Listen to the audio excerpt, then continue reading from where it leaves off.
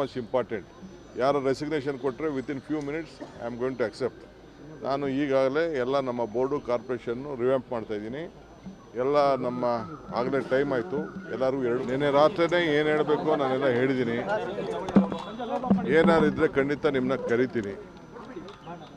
So ಅಂಥದ್ದೇನು ಹೊಸ್ತೇನಿಲ್ಲ. ಈಗ nano conference ಇದೆ, ಅದಕ್ಕೆ ಇನಾಗ್ರೇಟ್ ಮಾಡಬೇಕಾಗಿದೆ. ಕೆಲವು ಎಂಗೇಜ್ಮೆಂಟ್ಸ್ ಇದೆ, ಕೆಲವು ರಿವ್ಯೂಸ್ ಇದೆ.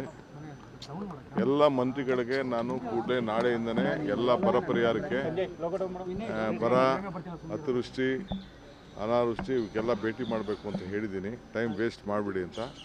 ಸೊ ನಾಳೆಯಿಂದನೇ ಎಲ್ಲ ಜಿಲ್ಲೆಗಳಿಗೆ ಹೋಗಬೇಕು ಅಂತ, ಎಲ್ಲ ಆಫೀಸರ್ಸ್ಗೂ ಎಲ್ಲ ಸೈಟ್ ವಿಸಿಟ್ಗೆ ಏರ್ಪಾಡು ಮಾಡಬೇಕು ಅಂತ ಇನ್ಸ್ಟ್ರಕ್ಷನ್ ಕೊಟ್ಟಿದ್ದೀನಿ. ಸೊ ಆ ಕೆಲಸದಲ್ಲಿ ಎಲ್ಲರೂ ಕೂಡ ತೊಡಗ್ತಾರೆ.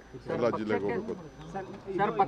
ಸಾಮೂಹಿಕ ರಾಜೀನಾಮೆ ಕೊಡ್ಲಿಕ್ಕೆಲ್ಲ ಮುಂದಾಗಿದ್ದಾರೆ ಸರ್. ಯಾರು ನೋಡಿ, ರಾಜೀನಾಮೆ ಕೊಡೋರು ಇವೆಲ್ಲ ರಾಜಕೀಯದಲ್ಲಿ ನಡೀತಾ ಇರೋದು.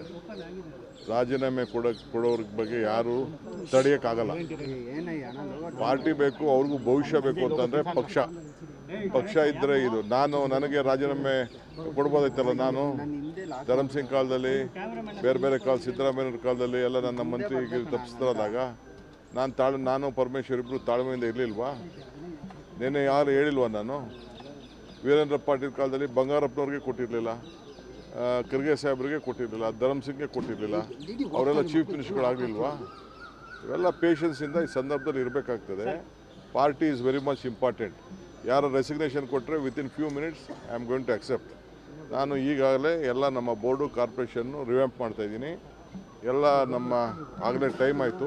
ಎಲ್ಲರೂ 2 ವರ್ಷ ಅಂತ ಮುಂಚಿತವಾಗಿ ನಾವು ಹೇಳಿದ್ದು, ಮಂತ್ರಿಗಳಿಗೂ ಹೇಳಿದ್ದು ಅದನ್ನು ನಾವು ಮುಂಚಿತವಾಗಿ 2.5 ವರ್ಷ.